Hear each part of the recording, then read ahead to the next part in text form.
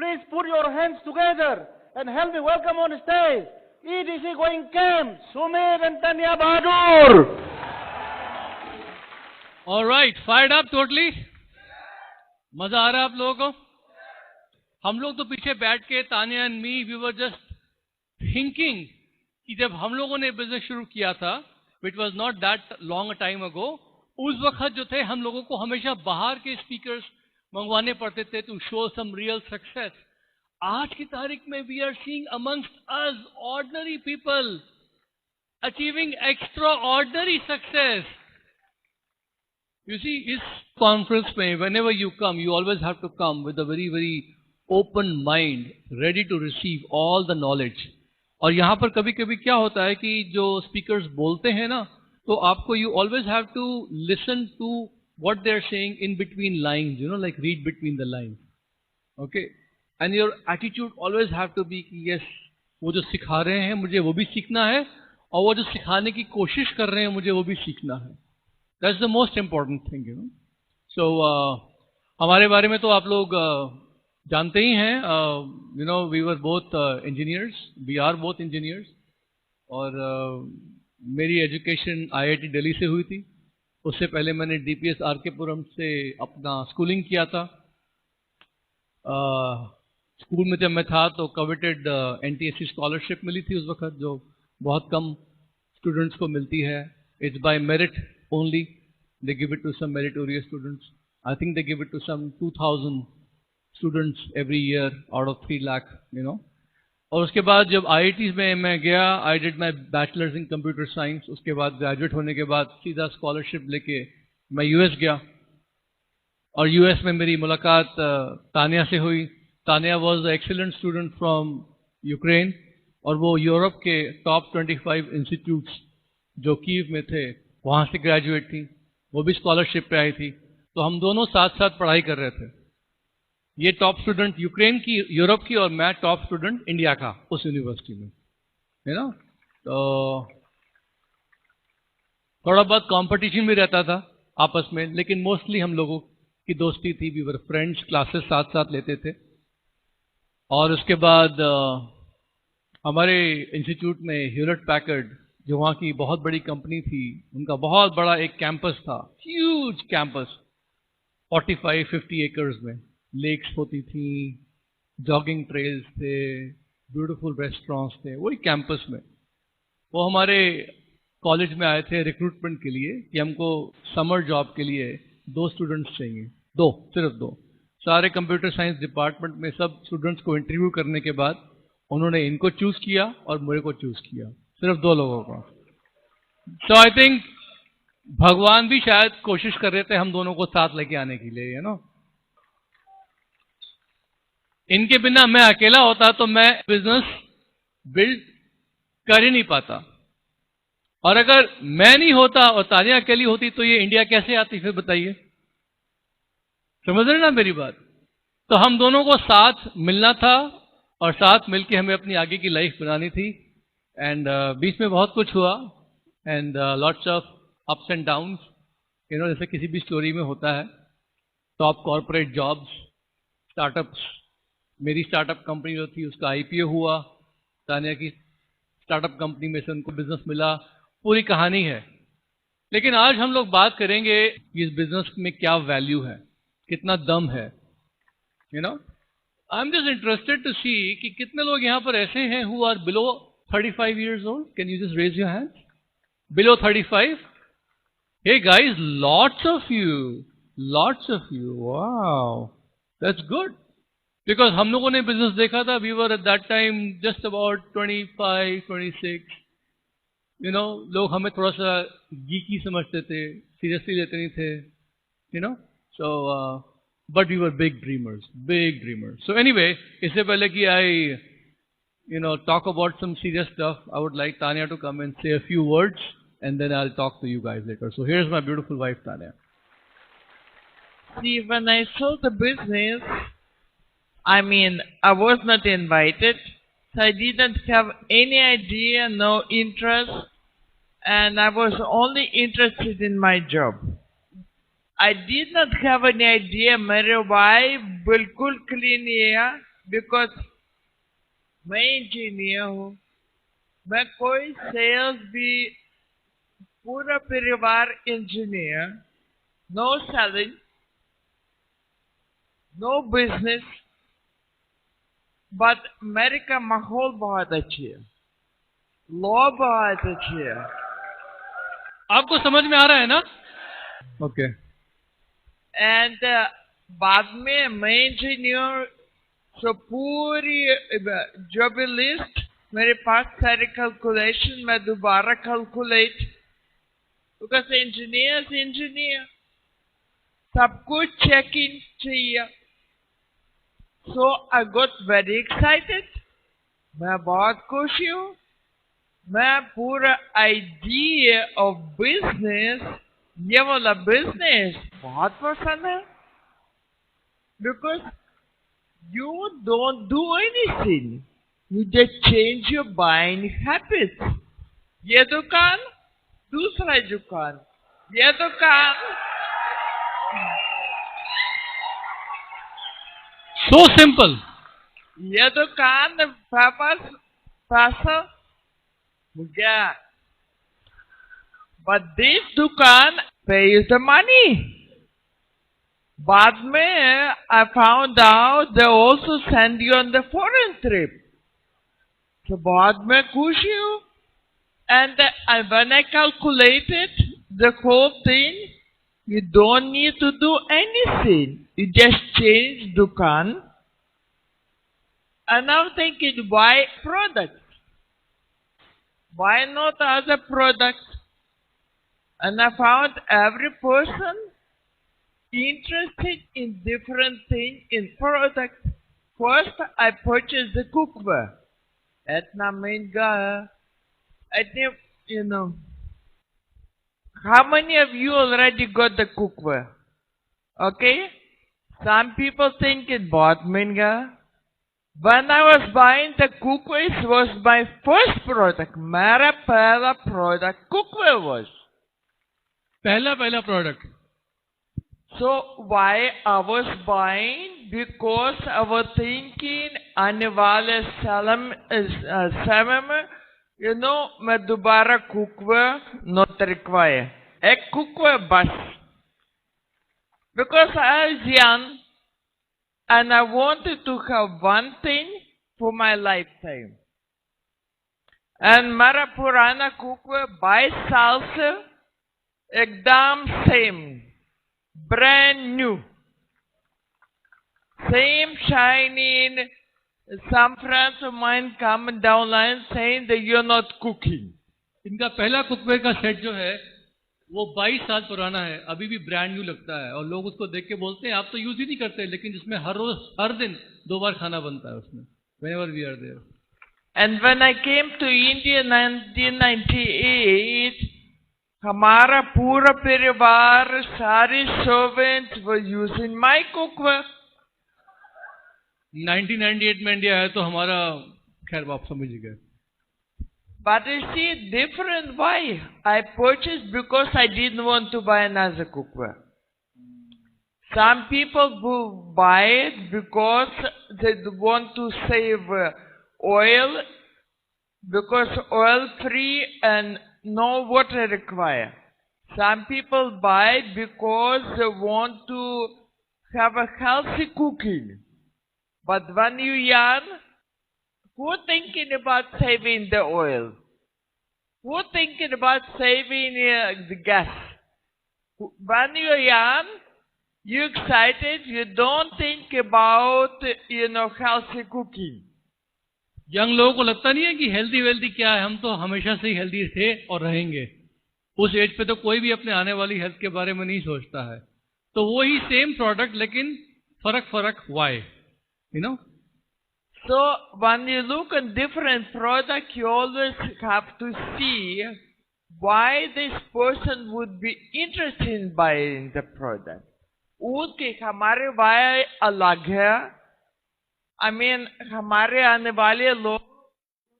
So sometimes we tell our why, but they say, will it clean my purana stain?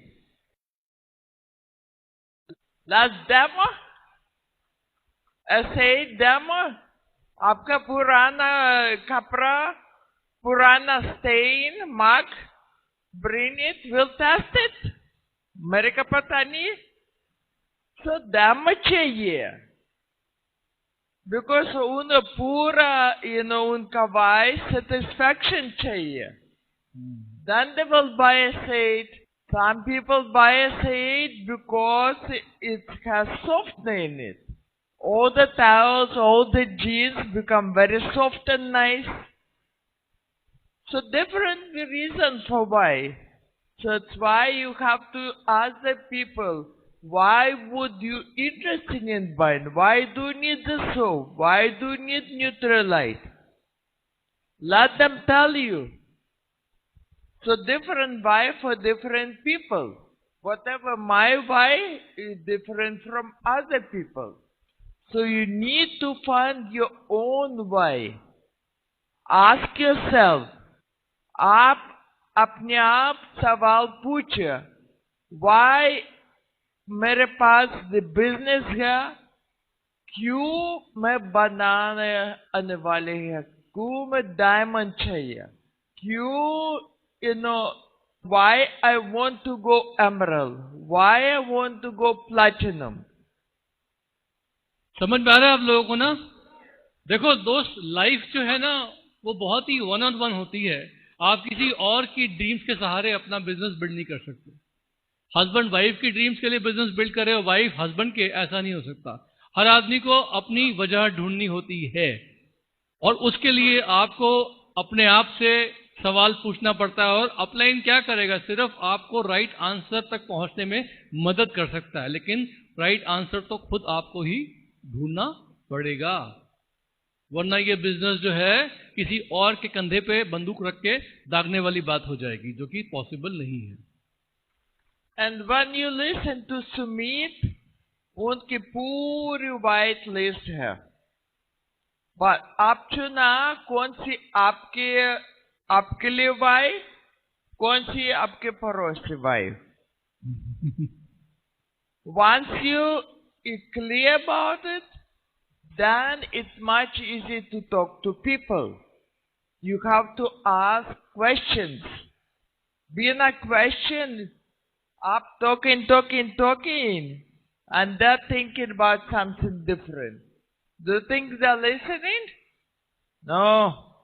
If you ask them the question, they start thinking, and then they will reply. Sometimes we talk to the person, and he is saying, do I have to sell in this business? मैं cell चाहिए. आज क्यों आपके पूछा, आपका cell पसंद है? नहीं, बिल्कुल भी नहीं. ये बिजनेस सेल बिल्कुल नहीं चाहिए. Use a product and share the product. You can share the product, you can use the product. Yeah, I can use. बहुत बढ़िया, आपके बिजनेस बहुत आसानी bill. If some person say, you have to sell in the business, you ask the question, and he says, मैं बहुत पसंद हूँ, because इतनी सारे corporate clients, I'm already salesman, very big, I can do lots of selling. Then you tell, yes, we have so many variety of product which you can sell. From which category, which कौन सी product आप पसंद है that you can sell. So depending if the person likes the selling or no likes the selling, then it's different. But some people say, I like to go to meet people. Personal development चाहिए. हमारे business सब कुछ है. But you have to find what this person wants and give them whatever they want. Yes. आपको गुलाब जामुन बहुत पसंद है, लेकिन आप मछली पकड़ने जाते हैं तो क्या वो कांटे पे गुलाब जामुन डाल के मछली पकड़ सकते हैं? मछली को क्या पसंद आता है? वोम, केचुआ. तो आप वो डाल के मछली पकड़ेंगे, लेकिन वो केचुआ आप खा सकते हैं क्या? हर एक का वाई अलग अलग होता है। समझ में आया आपको? तो वही तानिया बोल रहे हैं कि आदमी से, प्रोस्पेक्ट से, डाउनलाइन से, टीम मेंबर से क्वेश्चंस पूछ के जेंटली दोस्ती करके उनका वाई क्लियर करना उनके लिए बहुत जरूरी है, और ये बहुत बहुत इंपॉर्टेंट बात है। लेकिन ये बिजनेस में इतने सारे पहलू हैं, इतने सारे एस्पेक्ट्स हैं कि कौन सी चीज आपको अप्लाई करती है वो आपको ढूंढना पड़ेगा, खोजना पड़ेगा। ऐसे कॉन्फ्रेंसेस में आके सीडीज सुन के, अपलाइंग के साथ एसोसिएशन करके अपना अंदर ही आपको कहते हैं ना वो मंथन करना पड़ेगा, सेल्फ एनालिसिस कि मुझे क्या चीज चाहिए, और फिर आपको अपने बारे में बहुत कुछ पता लगेगा लाइफ में कि आप कौन हो और आप क्या अचीव कर सकते हो। फिलोसॉफिकल हो जाऊं तो ये सेल्फ डिस्कवरी प्रोग्राम है जिसमें आपके मेंटर्स, आपके फ्रेंड्स, आपके अपलाइंस, पूरी कम्युनिटी आपको चीयर करती है, yes you can be the best, yes you can be the best. समझ में आ रहा है ना आप लोगों को? दोस्तों एक्चुअली मैं जब इस बिजनेस में आया था तो मेरा वाय तो खैर अलग चीज थी, लेकिन आज की तारीख में मैं देख रहा हूं कि हमारा इंडिया बहुत चेंज हो रहा है। और इंडिया में अगर मैं एक जनरल सी चीज देखूं तो शुरू से ही इंडिया एक एग्रीकल्चरल बेस्ड इकोनॉमी रहा है, जिसमें हमारे फादर के टाइम पे अगर आपके पास बहुत सारे खेत हुआ करते थे, कितनी जमीन होती थी, तो उससे वो आपका एसेट था, उससे आपकी वेल्थ पता लगती थी। उसके बाद जब 1990s तक यही लगा रहा, लेकिन 1990s में जब इंडियन गवर्नमेंट ने, खासकर मनमोहन सिंह ने लिबरलाइजेशन का प्रोसेस शुरू हुआ कि गवर्नमेंट के लाइसेंसेस आसानी से मिलने शुरू हो गए, तो वहां से फिर एक फैक्ट्रीज लगाने का ट्रेंड चालू हुआ कि लोग अपने अपने यूनिट्स लगाने लगे। तो अगर उस वक्त अगर आपके पास फैक्ट्री है जहां कुछ बन रहा है सामान, आप बिजनेसमैन हैं, या आपके पास होटल है, या आपके पास अपनी प्रिंटिंग प्रेसेस हैं, तो वो आपका एसेट माना जाने लगा कि आपका स्टेटस अच्छा है, ये आपका एसेट है, ये आपकी वेल्थ। उसके बाद 2000 के बाद एक इंडिया में इंफॉर्मेशन सर्विसेज का युग शुरू हुआ, जिसमें बहुत सारी सर्विसेज बाहर के देशों से मूव होके इंडिया आने लगी। तो लोगों ने अपने बीपीओज, कॉल सेंटर्स खोलने शुरू कर दिए। तो उस वक्त ये फैक्ट्री वगैरह बड़े बड़े यूनिट्स तो नहीं, लेकिन अगर आपके पास कॉल सेंटर है, अगर आपके पास कोई बीपीओ है जिसमें आप कुछ सर्विस प्रोवाइड कर रहे हैं किसी एमएनसी को, तो वो आपका एसेट माने जाने लगा। लेकिन अब हम लोग जो है एक इंटरनेट इंफॉर्मेशन एज में आ चुके हैं, जहां आज की तारीख में जितनी भी कंपनीज हैं जो इंडिया में बहुत अच्छा कर रही हैं, चाहे वो फ्लिपकार्ट जैसी कंपनियां हो, मैं किसी एक का नाम नहीं लूंगा, ऐसी बहुत सारी कंपनीज हैं इंडिया में तो बहुत अच्छा कर रही हैं। इन सब कंपनियों के पास क्या है? कुछ नहीं है। ना तो वो प्रोडक्ट्स बनाती हैं, ना वो कुछ करती हैं, कुछ ने तो सिर्फ मोबाइल ऐप डाला हुआ है बस। ओला का इंडिया में बिजनेस देखा जाए तो कुछ नहीं है, ड्राइवर भी मौजूद हैं और कस्टमर भी मौजूद है, दोनों को सिर्फ जोड़ने का काम करना है। उनके पास क्या है? सिर्फ एक नेटवर्क है। तो आज की तारीख में इंफॉर्मेशन एज में अगर आपके पास नेटवर्क है जिसमें कंज्यूमर्स भी हैं, बिजनेस ओनर्स भी हैं, लॉयल हैं, तो ये नेटवर्क आपका क्या है? वेल्थ है, आपका एसेट है। समझ में आ रहा है आपको? तो आज की तारीख में इंडिया में ये बिजनेस बिल्ड करने का बेस्ट टाइम है, बेस्ट टाइम है। लेकिन इसका जो रीजंस हैं आपके लिए क्लियर होना चाहिए। तो मैंने कुछ रीजंस ढूंढे हैं कि why business should be build today. आज की तारीख में बिजनेस बिल्ड करना क्यों समझदारी का काम है और क्यों इंपॉर्टेंट हो गया है। किसके लिए? सभी इंडियंस के लिए, जो एक प्रोफेशनल इंडियंस हैं, व्हाइट कॉलर जॉब्स में हैं, या बहुत एम्बिशियस लोग हैं, उनके लिए क्यों जरूरी है और क्यों it makes sense. Number one चीज क्या है कि बिजनेस में आप अपना खुद का वेल्थ बना रहे हो, किसी और का फॉर्च्यून नहीं बना रहे। जब भी आप कहीं जॉब करते हो तो वहां उस कंपनी का जो ओनर होता है उसकी मार्केट वैल्यू बढ़ रही है, उसका बिजनेस बढ़ रहा है, उसके सपने पूरे हो रहे हैं, आपके ड्रीम्स की कोई बात नहीं करता। और ऐसा बोला जाता है कि लोग जो जॉब करते हैं उनको जॉब करने के बाद कोई रिटायरमेंट प्लान भी नहीं मिलता है। तो इट इज बेटर कि आप बिजनेस बिल्ड करो यहाँ, क्योंकि यहाँ पर सिर्फ और सिर्फ आपके ड्रीम्स पूरे करने की बात होगी। मैं यहाँ अपने ड्रीम्स पूरे करने के लिए आपसे बात नहीं करूंगा, मैं यहाँ पर बात करूंगा कि आप लोग, आपका वाय क्या है, आपको बिजनेस में क्या मिलेगा, आपके अपलाइन सेम वे। जैसा जगतार सिंह जी ने बताया कि जॉब्स में अब रुझान नहीं है। मैं अधिकतर प्रोफेशनल से बात करता हूं, चाहे कितने बड़े से बड़े लेवल पे क्यों ना हो, मैं उनसे एक सवाल पूछता हूं हमेशा कि क्या अगले 2 से 3 साल में आप अपनी सैलरी डबल कर सकते हैं, दुगनी कर सकते हैं? और किसी प्रोफेशनल से बोलो, पूछो ये सवाल कि अगले 2 से 3 साल में आप अपनी सैलरी डबल कर सकते हैं? वो बोलेगा इम्पॉसिबल, ऑलमोस्ट इम्पॉसिबल। हाँ, वो बोलेंगे अगर मैं इंडिया छोड़ के बाहर चला जाऊंगा और वहां के डॉलर्स को रुपीज में कन्वर्ट करूंगा तो शायद पॉसिबल है। नहीं, इंडिया में रहते हुए सैलरी डबल करना पॉसिबल नहीं। लेकिन दोस्तों, बिजनेस में आप जिस भी लेवल पे हो, अगर आप अपना पिन चेंज करोगे, प्लैटिनम से एमरल्ड जाओगे, एमरल्ड से डायमंड जाओगे, तो 2 से 3 साल में, अगले 2 से 3 साल में वो पॉसिबल है। और वो करने से आपकी इनकम डबल एटलीस्ट हो जाती है। जिस भी जगह पे आप आज हैं, चाहे 15% हैं, चाहे सिल्वर हैं, प्लैटिनम हैं, चाहे नए शुरू कर रहे हैं बिजनेस आज आप, whatever you are earning और whatever you want to earn, next 2 to 3 years you can double that, आपके हाथ में है। एक और बहुत इंपॉर्टेंट वाई है, which is the business environment today. आज का बिजनेस एनवायरमेंट में इंटरनेट जो है बहुत ही पावरफुल हो गया है, हमारे इर्द गिर्द है। हम नहीं भी चाहते तब भी हम इसे इग्नोर नहीं कर सकते। जैसे मैं जब इंडिया में आया था ना 1998 में, ये बिजनेस बिल्ड करने के लिए तानिया और मैं यूएसए से शिफ्ट होकर इंडिया आ गए। उस वक्त हमारे पास यूएस पासपोर्ट था, दोनों के पास। जॉब में हम लोगों ने ग्रीन कार्ड, और ग्रीन कार्ड के बाद यूएस पासपोर्ट हम लोगों को मिला था। हम लोग इंडिया वापस आ गए यूएस पासपोर्ट के साथ। जब यहाँ आए थे उस वक्त यहाँ मोबाइल जस्ट शुरू हो रहा था। तो मैंने एक जगह पढ़ा था किसी मैगजीन में कि एक एक्टर है आमिर खान, वो लिखा हुआ था कि वो मोबाइल पसंद नहीं करता, बिकॉज वो कहता है कि मेरे को शूटिंग में डिस्टर्ब करता है कोई भी कॉल करके। तो मेरे पास पेजर है और मैं पेजर से खुश हूँ। जिसको कॉल करना होता है पेजर पर उसका नंबर देख के मेरे पास जब टाइम है मैं कॉल कर लेता हूँ।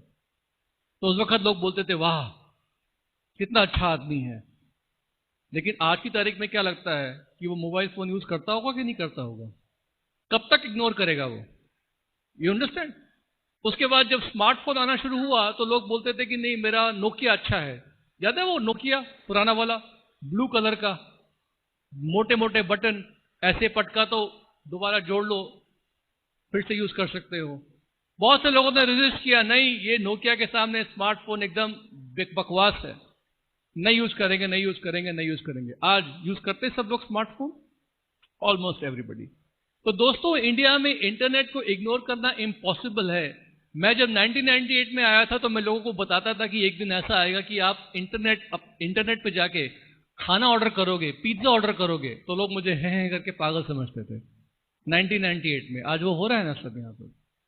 तो इंटरनेट जो है अगर उसको प्रॉपरली लेवरेज करना है तो आपको बिजनेस बिल्ड करना पड़ेगा। क्यों? हमारे बिजनेस में लिस्ट बनाने में, प्रोस्पेक्टिंग करने में, उसके बाद उन सब लोगों को इंटरनेट पे ऑर्डरिंग करने में, everything we are leveraging the internet, from social media to website to the mobile। वो सब क्या है?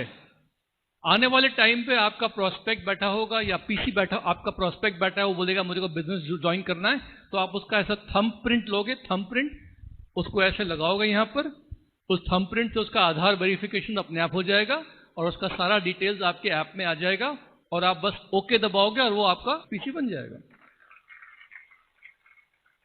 तो ये सब चीजें जो है हम लोग लेवरेज कर सकते हैं किसमें? बिजनेस में। और जैसा कि यहां पर बताया सब लोगों ने कि एक रिच रिवॉर्डिंग लाइफ में और सिर्फ पैसा कमाने में बहुत अंतर होता है। पैसा तो बहुत लोग कमाते हैं लेकिन उनकी रिच और रिवॉर्डिंग लाइफ नहीं होती है। क्यों? बिकॉज अंदर से उनमें बहुत कमियां होती हैं। उनके घर वाले कभी कभी उनको अवॉइड करते हैं, बच्चे दूर भागते हैं, पापा आ गए, पापा आ गए, सब चुप हो जाओ ऐसे करके। हर फादर चाहता है कि मैं अपने बच्चों का बेस्ट फ्रेंड बनूं, लेकिन बच्चे उससे दूर भागते हैं। क्यों? बिकॉज हमारे अंदर क्या कमियां हैं पता नहीं है। अगर आपको एक रिच और रिवॉर्डिंग लाइफ लीड करनी है with lots of friends and happy relationships with in the family, wife के साथ, बच्चों के साथ, पेरेंट्स के साथ, सो कम ज्वाइन। एक बहुत बड़ा वाई हो सकता है इंडिया में, वो है हमारा पॉपुलेशन एक्सप्लोजन। ना चाहते हुए भी आज की तारीख में हम लोगों ने अभी एक आर्टिकल पढ़ा था जिसमें लिखा हुआ था कि इंडिया का सेंसस जो है वो एक्यूरेट नहीं है, और एक्चुअली उसमें लिखा हुआ था कि हमारी पॉपुलेशन बहुत पहले चाइना को क्रॉस कर चुकी है। हमें मालूम ही नहीं था। और हर जगह पे लिखा हुआ है कि इंडिया का लेबर प्रॉब्लम जो है बहुत बड़ा है, क्योंकि हमारी पॉपुलेशन जो दिखाते हैं उससे बहुत ज्यादा है।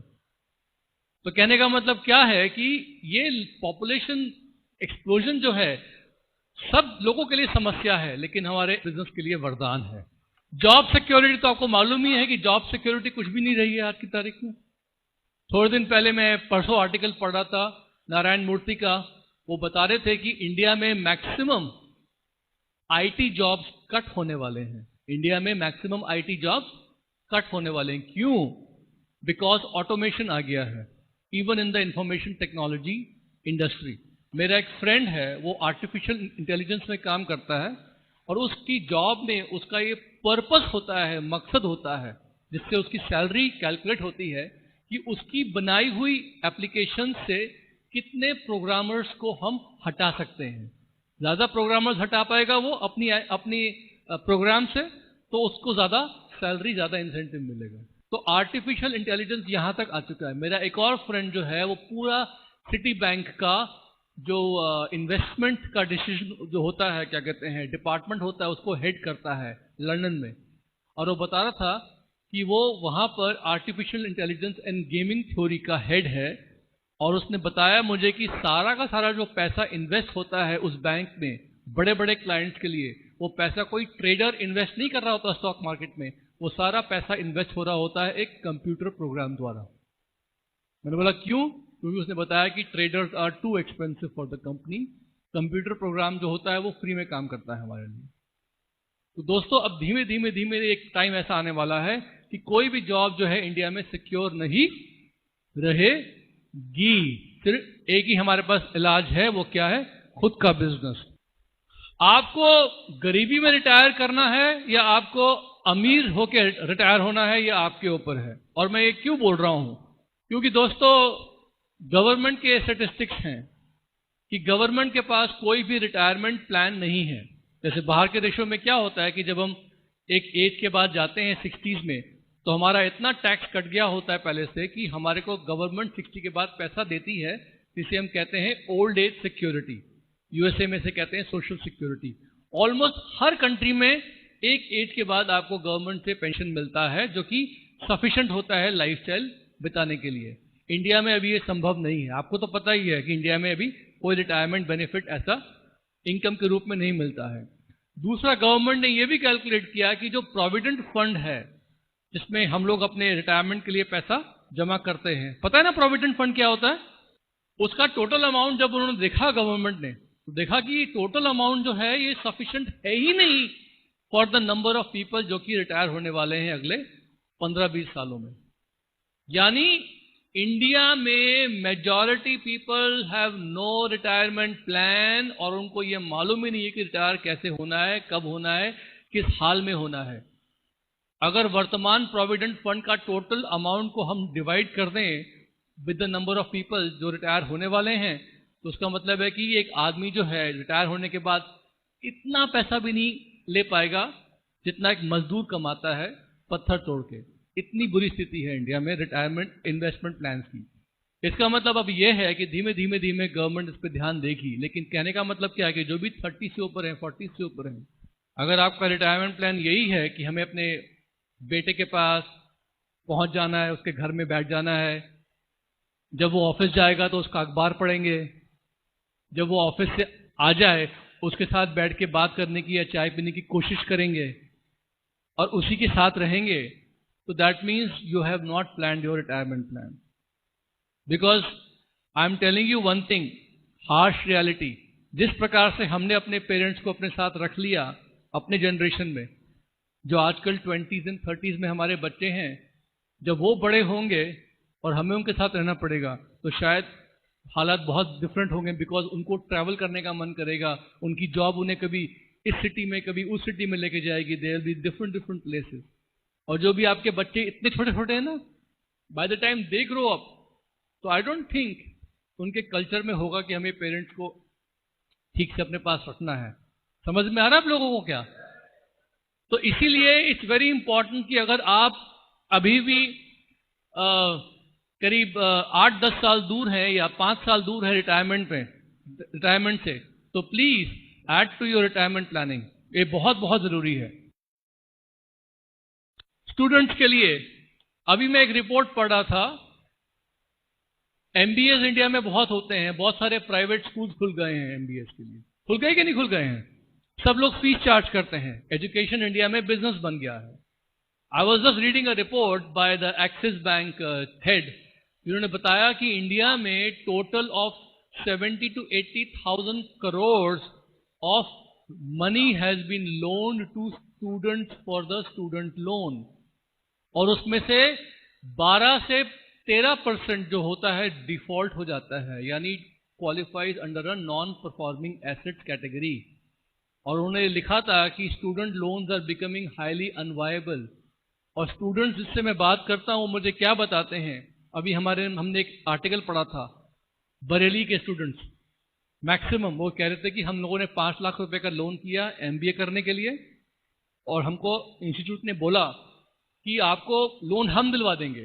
बैंक से दिलवा भी दिया, नेशनलाइज्ड बैंक से 12% इंटरेस्ट पे। लेकिन जितना इंस्टीट्यूट ने बताया था कि हमको जॉब मिल जाएगी, उतना हमें जॉब आसानी से नहीं मिल रही है।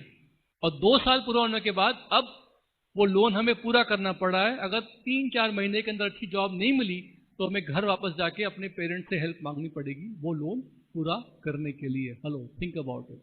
यानी धीमे धीमे स्टूडेंट्स के पास ये समस्या हो रही है कि हम लोग 5 लाख रुपए का या 4 लाख रुपए का लोन लेके अपना डिग्री करें, एमबीए करें, निफ्ट जाएं, मास कम्युनिकेशन का कोर्स करें, उसके बाद जॉब ढूंढें, रिस्क लें या क्या करें।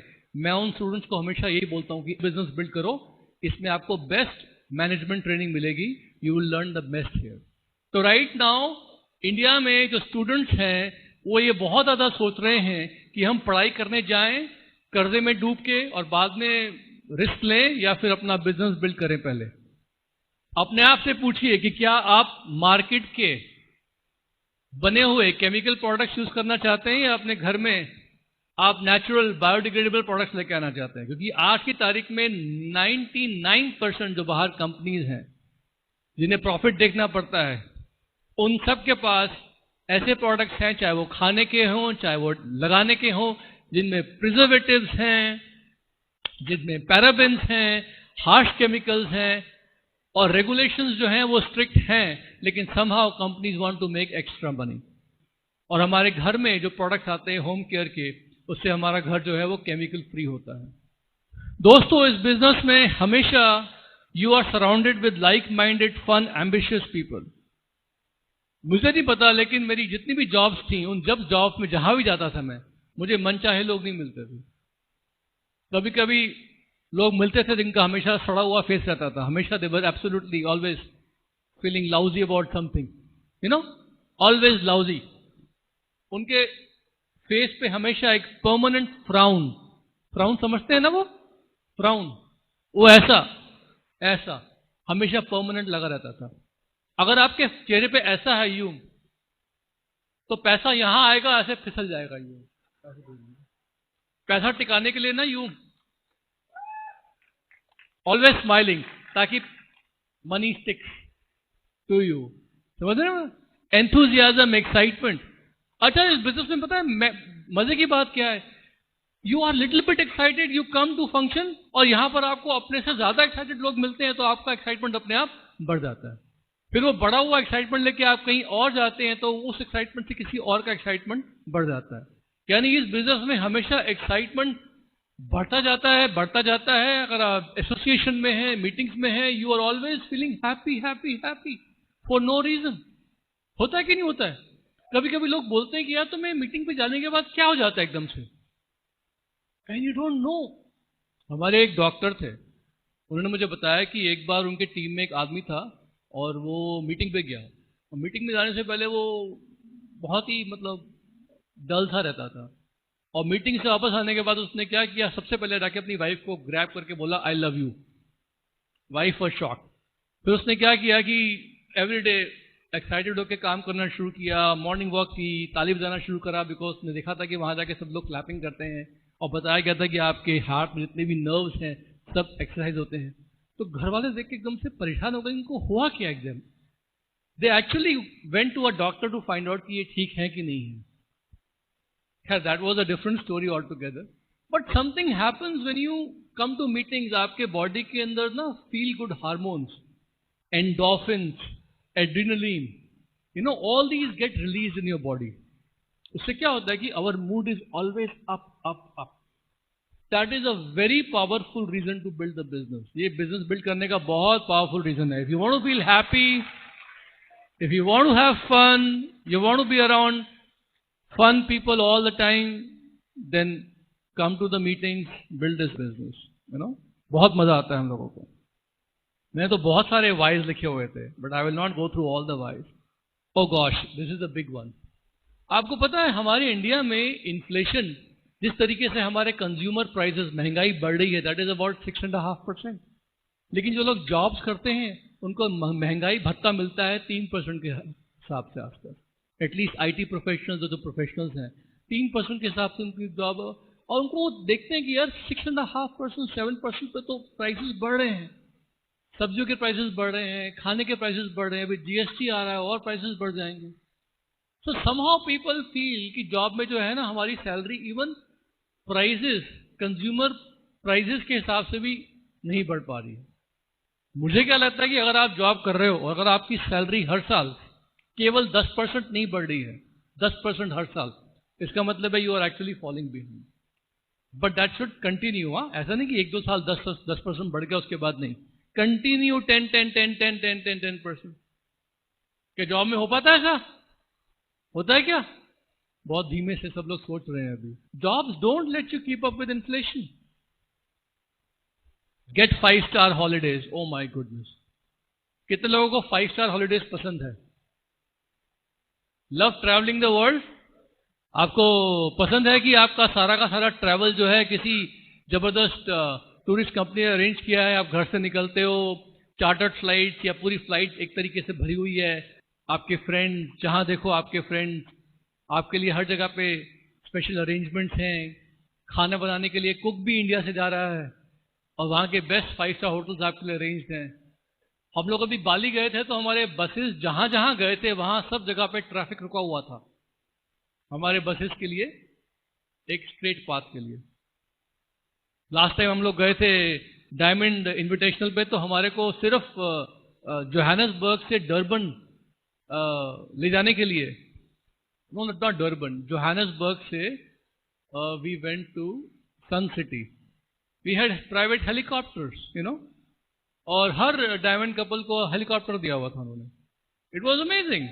तो we had so much fun, because गाड़ी से जाते तो 3.5 आवर्स का राइड था, हेलीकॉप्टर से गए तो 20 मिनट में पहुंच गए।